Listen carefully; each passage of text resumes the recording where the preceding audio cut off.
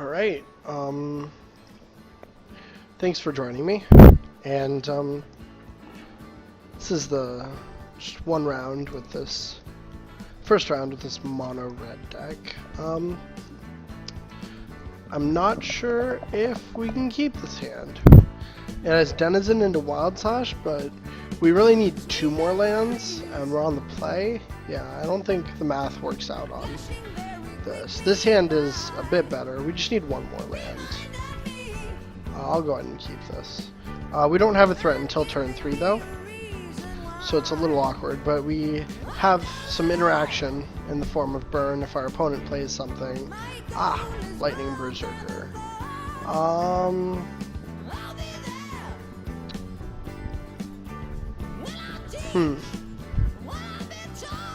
This is the major decision. Do we cast it with dash or without? I'm pretty sure,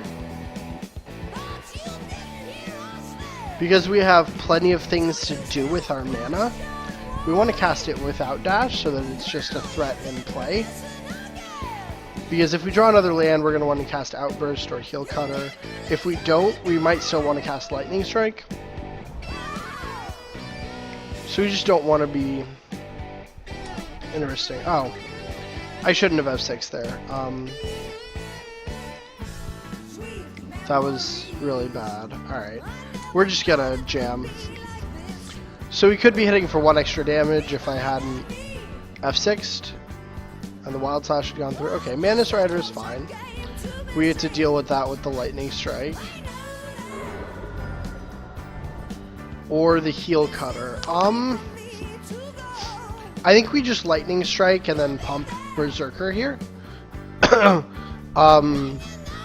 With Heel Cutter, we're not really gaining traction, we're just buying time. And the opponent's at 19, so buying time benefits them more than it benefits us. I just want to get rid of this thing and attack for 3. Instead of attacking for 6, but not getting rid of it. Okay, Soulfire Grandmaster. That's something that we can... that's something that we can prevent from blocking with the Heel Cutter. Trigger Denizen. Okay, opponent has a burn spell. That's a problem. We still get to attack with Foundry Street Denizen, but now the opponent's... It's going to be hard for us to win because of the Soulfire Grandmaster here. It just gains so much life so quickly, and we don't have a removal spell for it. Oh, and they have another one. Wow.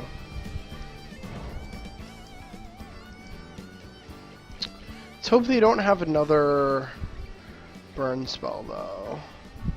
Pretty sure I jam Swift Spear and then Hordling Outburst, and then I can attack safely with both Swift Spear and Foundry Street Denizen. Gets the most value out of my mana, and our opponent probably doesn't have a sweeper game 1, especially because they have Stratus Dancer as main deck. So yeah, we're just gonna crash in. Not attacking with the Lightning Berserker because that's a really easy block. Oh man, okay. Sure.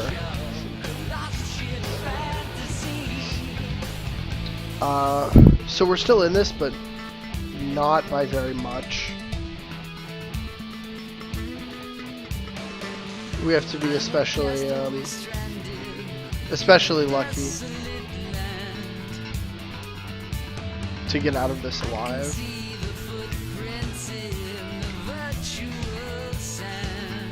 Is this a treasure cruise? This is a treasure cruise, I'm just gonna concede. Nope, they are buying back Stoke the Flames. Okay, well that's not good, but we can attack for 5. And if we get to kill one... If we get to kill one of the Grandmasters, we can stop the Stoke rebuy train until they draw an untapped land or another creature.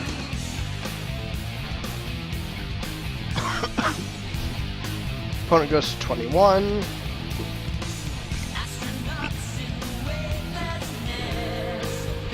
Yeah, this is almost 100% lost here, but I'm gonna just keep playing it out just in case. Okay, so now they decided not to buy back for a turn, but they played another creature, so it doesn't really give us an opening.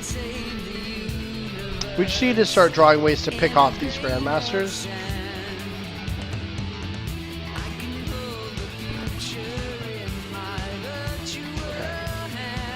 I'm done.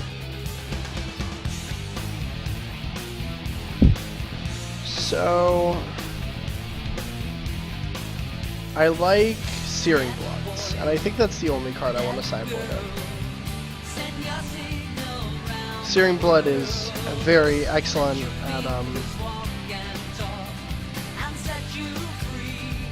at dealing with Seeker, Rabblemaster, things like that, as well as Soulfire Grandmaster, obviously. And what don't I like? Rabblemaster might be interesting to bring in as well, but we're definitely bringing in Searing Bloods, and Rabblemaster it's a possibility. We'll see what we want to take out. I think Heel Cutter just costs too much to die to a Wild Slash, and they're not relying on blocking a ton. Like with Seeker, they usually want to attack with Seeker to ensure they gain 3 life. Mantis Rider has Vigilance, so it's a little awkward. They still get to, they get to attack every turn and kind of race us. Soulfire gives their creature a lifelink, or their spell's lifelink, so they don't really need to block. So I don't like Heel Cutter. And then I'm not sure what else is genuinely bad. I think the rest of our deck is quite good. Actually, Rabblemaster might be the worst card left, because it dies to Wild Slash. Our opponent's just gonna have a lot of burn. Yeah, I think we just take out the Rabblemaster. I think the first Rabblemaster is better than anything else on the sideboard, but the cards we still have in our main are probably better than the second Rabblemaster, so we'll go with that. I would like to play first. No lander, we'll mulligan this. Sand is actually not bad. 3 lands, a good curve. Hopefully our opponent doesn't have too much life gain or anything like that, or multiple pieces of burn.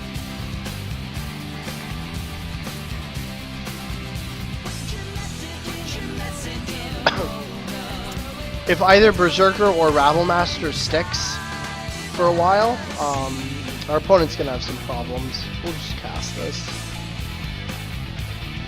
I don't want to dash it. Okay, Searing Blood is good. We'll just pump twice and get in there for 3.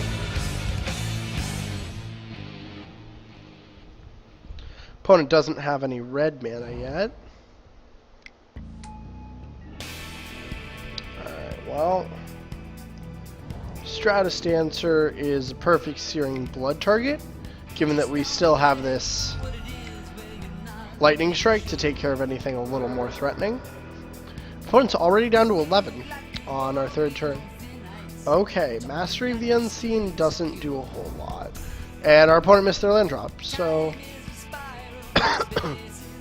we're almost in an unloosable position here.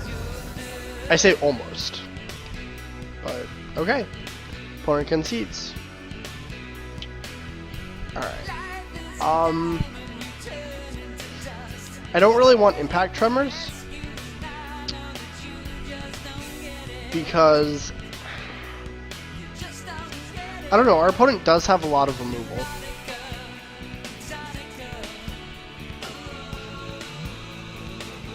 So going upstairs might be valuable. Maybe we swap that out for Goblin Ravelmaster on the draw. Let's try that. Again, I'm just running one. It's just the 60th card that I'm not entirely sure about. So we're gonna give Tremors a try. The general logic behind that is that for our opponent's removal heavy, Tremors gives us a nice bit of reach that we had, that we wouldn't have, or a bit more reach than we'd have.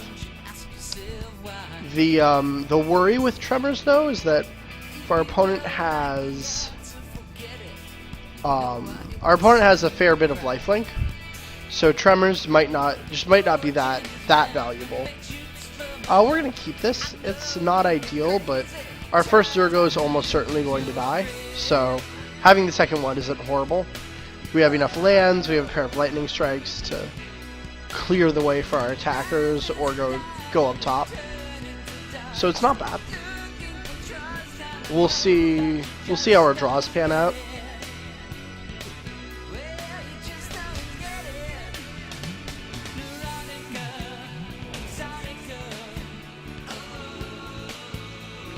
Alright, Lightning Berserker's good.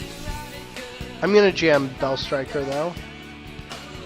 Because if any of our creatures gets removed, I want it to be Bell Striker, and if any of our creatures sticks, Bell Striker doesn't require mana investment to deal 2 damage, whereas Lightning Berserker does. So it's just a better first play. Lightning Berserker is... okay, Magmus Ray. It's not bad. Lightning Berserker is a good play. It's good to have down the road in case we... in case we flood out. I'm just gonna cast each of these. There's no real reason to dash them.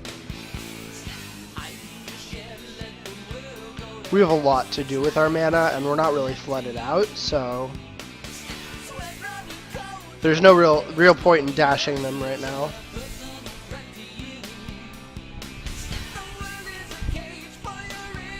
Our opponent has to take at least 1 damage to aggro the gods next turn anyways.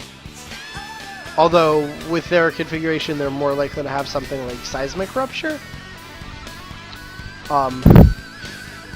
But anyways, they have to take a point to cast Seismic Rupture unless they have an untapped red source.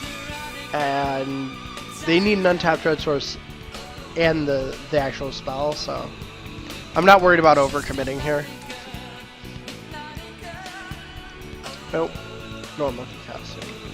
Okay. Ship the turn. Alright. Well, that's really good for us. Tapping out for a Mana Strider that gets hit with Lightning Strike, and then we get to attack for 4.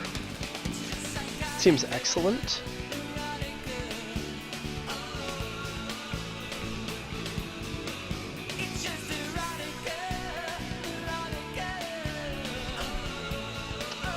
Just waiting for our opponent to pass priority and let it resolve. But this is, yeah, extremely good for us. Although next turn, something like untapped land into Soulfire Grandmaster plus Burn Spell could be a problem. But actually, it's not something that we can just attack into it.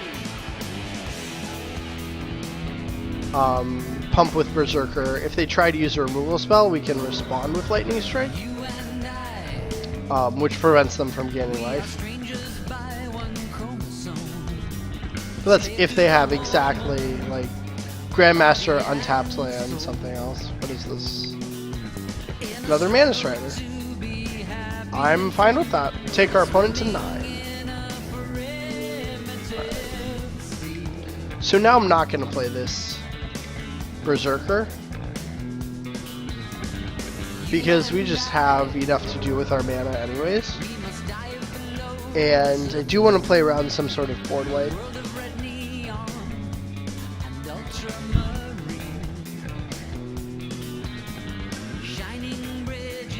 Like casting or dashing the Berserker is the exact same as pumping our current Berserker.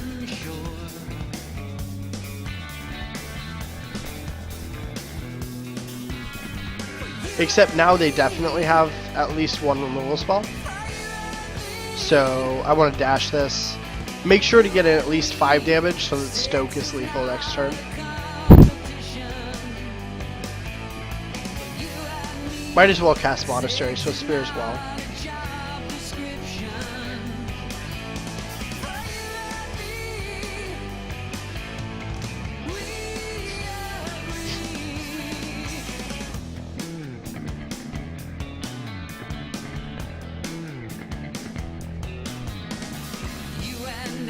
Actually, might as well not cast Monastery Switzer. Because one of the only ways our opponent actually gets out of this is Soulfire Grandmaster into Anger of the Gods to gain a lot of life. And if that's the case, I want a creature to hold back after that to replace my board. Because my opponent just won't be in Burn Rage anymore.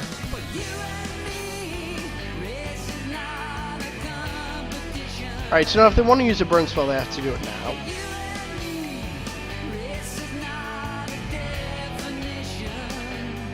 They're gonna Stoke. Sure. I'll just pump twice. And now they're forced to deal with Zergo. I have the Berserker to dash. And of course the Stoke the Flames to finish my opponent off. There's no real combination of cards that gain 4 life, counter target creature spell. Okay. I will smash you for 4. And then I will burn you out. Alright. So that's match 1. Thanks for watching. And stay tuned for the next couple matches.